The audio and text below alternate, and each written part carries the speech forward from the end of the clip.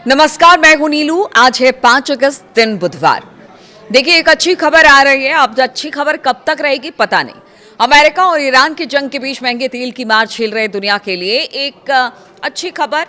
जी हां, America, Iran और Oman तेल व्यापार के लिए अहम हॉर्मूज को फिर से खोलने के लिए एक समझौते के करीब पहुंच गए हैं, ऐसा माना जा रहा है। और इस बात का ऐलान आज होगा। तो अमेरिका ने बुधवार यानी कि 5 अगस्त को इस डील की घोषणा करने की योजना बना ली है। यानी कि आज हो सकता है कि इसका ऐलान हो जाए। अब वो किस तरह से होगा, क्या होगा, उसकी थोड़ी बहुत जानकारी जो निकलकर सामने आ रही है वो आपको बताती हूँ। ये रिपोर्ट अमेरिकी न्यूज वेबसाइट एक्सियोस के हवाले से छापी गई है। अगर ये डील फाइनल हो जाती है तो ये बहुत अहम बात होगी। कई हफ्तों से बातचीत के दौर से गुजर रहे इस समझौते का मकसद अमेरिका और ईरान के बीच सीज फायर को फिर से शुरू करना और परमाणु समझौते पर बातचीत को दोबारा शुरू करना है। हॉर्मूज को फिर से खोलना बातचीत के मेज पर लौटने की दिशा में पहला कदम साबित हो सकता है। एक्सियोस की इस रिपोर्ट के अनुसार जिस समझौते पर बातचीत चल रही है उसके तहत हॉर्मूज स्ट्रेट में ओमान और ईरान के बीच 60 दिनों की अस्थायी व्यवस्था की जाएगी, जिसे आगे बढ़ाया भी जा सकता है। इस स्ट्रेट से अरब सागर की ओर जाने वाले सभी जहाजों का आवागमन ईरान के साथ तालमेल बिठाकर ओमानी जो पूरा जल क्षेत्र है उससे होकर दक्षिणी लेन से होगा। इस 60 दिनों की जो पूरा ड्यूरेशन 60 दिनों का होगा, इस दौरान कोई टोल या फिर शुल्क नहीं लिया जाएगा, जैसा पहले तय हुआ था। बताया जा रहा है कि अब भी वही बात हो रही है। दोनों देश 30 दिनों के भीतर भीतर हॉर्मूज के बीच वाली जो लेन है यानी कि मीडियम लेन से नौसैनिक जो बारूदी सुरंगे यानी कि नेवल माइंस जो बिछाई गई थी उसको हटाने का काम करेंगे। बीच वाली लेन साफ हो जाने के बाद उसका इस्तेमाल आने जाने वाले जहाजों के लिए किया जाएगा, लेकिन जहाज ओमान और ईरान के बीच बातचीत से तय होने वाली स्थायी व्यवस्था की शर्तों के तहत ही आ जा सकेगा। यानी कि ये दोनों बताएंगे कि कौन सी रूट से जाना है और जब सहमति बन जाएगी तो उसी रूट से हॉर्मूज स्ट्रेट से जो जहाज है, जो तेल और गैस के टैंकर है, वो यहां से गुजर पाएंगे।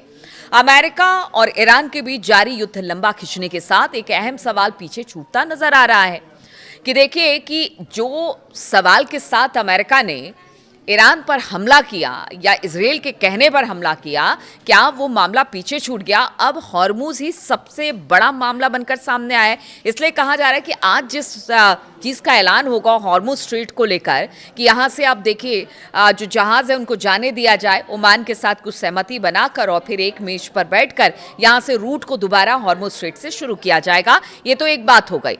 अब देखना होगा, समझौता तो पहले भी 60 दिनों का हुआ था लेकिन उसका कोई नतीजा नहीं निकला। इस बीच हमने देखा कि किस तरह से जबरदस्त तरीके से अमेरिका ने हमला किया, ईरान ने उसका जवाब दिया और ईरान का बार बार कहना है, आज जब तक स्थिति स्पष्ट नहीं हो जाती कि वाकई बातचीत हो रही है तब तक तो ईरान का यही कहना है कि देखिए ऐसा है कि हम बातचीत के लिए आगे नहीं बढ़ रहे हैं।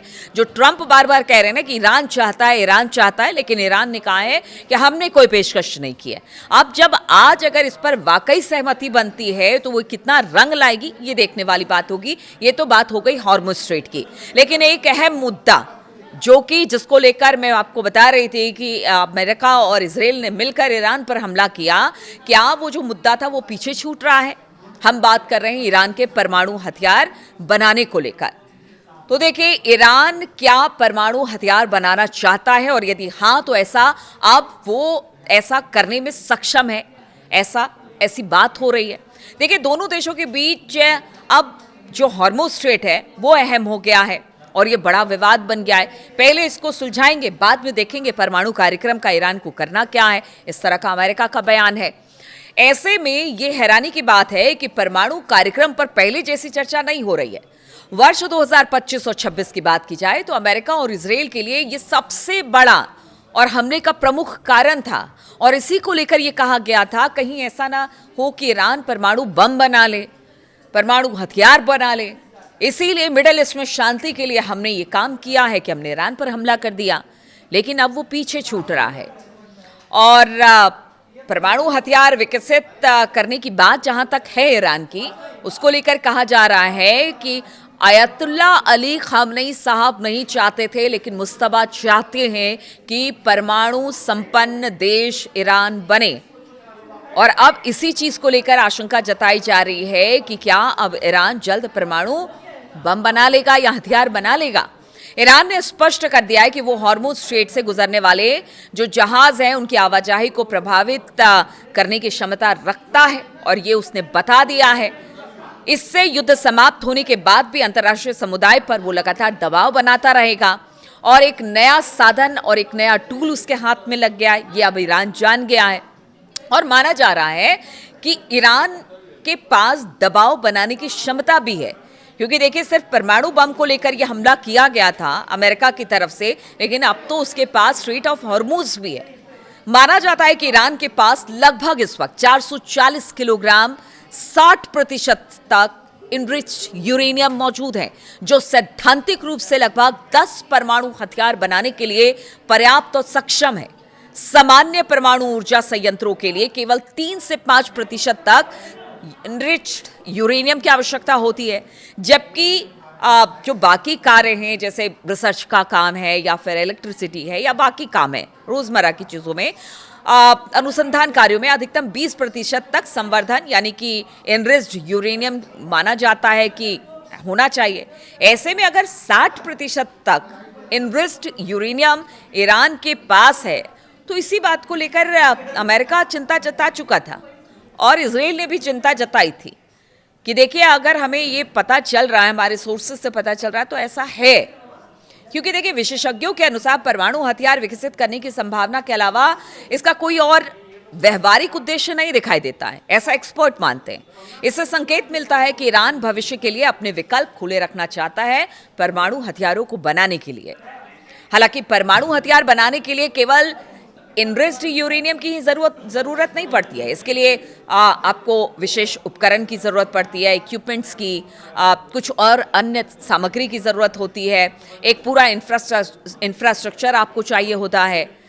अमेरिका और इजराइल द्वारा ईरान के परमाणु ठिकानों पर जो हमले पीछे हमने देखे फरवरी से लेकर अब तक, वो जो हमले किए गए उसमें तकनीकी क्षमता को कुछ नुकसान तो पहुंचा है, ऐसा ईरान भी मानता है, लेकिन ईरान का कहना है कि उनका परमाणु कार्यक्रम रुका नहीं है।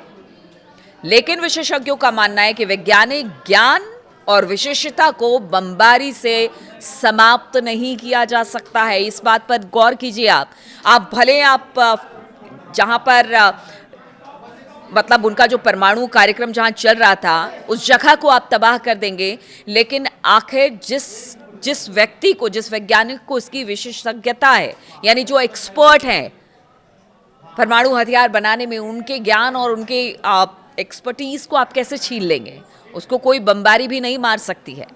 और इसी बात की चिंता अमेरिका को है। अमेरिका खुफिया एजेंसियों का मानना है कि ईरान के लिए नए सर्वोच्च नेता मुस्तफा खामनेई अपने पिता की तुलना में परमाणु हथियार हासिल करने के प्रति अधिक इच्छुक दिखाई देते हैं और इसकी वजह से जब तक अमेरिका और इजराइल जमीनी सैन्य कार्रवाई, सत्ता परिवर्तन या लंबे समय तक कब्जे जैसी कार्रवाई नहीं करते हैं, तब तक ईरान के पास भविष्य में परमाणु हथियार विकसित करने का विकल्प बना रहेगा। और इसी बात का डर सबसे ज्यादा अगर किसी को है तो वो है इजराइल, और इसीलिए वो लगातार अमेरिका पर दबाव बनाता रहा है कि अगर अभी ये दबाव हटा लिया गया ईरान के ऊपर से तो हो सकता है वो कभी भी परमाणु हथियार बना ले, जो कि उसके लिए कहीं से भी सही नहीं होगा।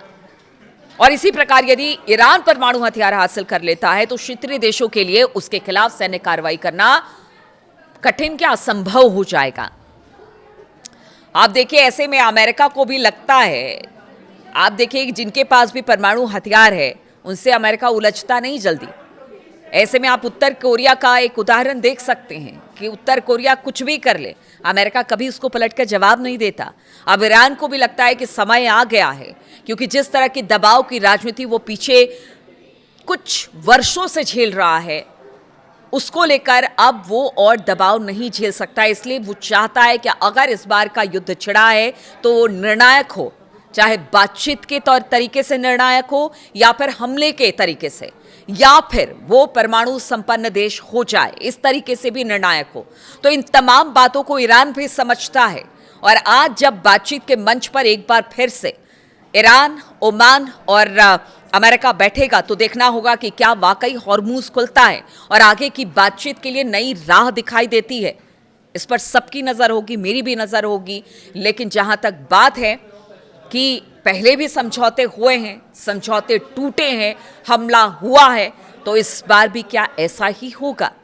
सबके मन में सवाल यही है, लेकिन सब चाहते हैं कि शांति हो और पूरी दुनिया में एक तरह से स्थिरता आए। जो गैस और तेल के संकट हैं, खासतौर पर देखिए सिर्फ गैस और तेल की संकट नहीं है, काफ़ी इंडस्ट्रीज को इस पे नुकसान पहुंच रहा है, दुनिया भर के देशों को इसके नुकसान का अंजाम भुगतना पड़ रहा है। इसलिए सब चाहते हैं कि अब यहाँ से बातचीत का विकल्प खुले और कोई एक नतीजे पर पहुंचा जाए, लेकिन सब यहाँ पर अपना हित देख रहे हैं, चाहे वो ईरान हो, अमेरिका हो, इजराइल हो। तो देखना होगा आज की बातचीत, आज जो बातचीत होती है या फिर जो शर्तें रखी जाती है उस पर क्या आगे का रास्ता खुलता है, नजर रहेगी मेरी। बहुत बहुत शुक्रिया मेरे साथ इस वीडियो में शामिल होने के लिए। आपके कमेंट्स का इंतजार रहेगा।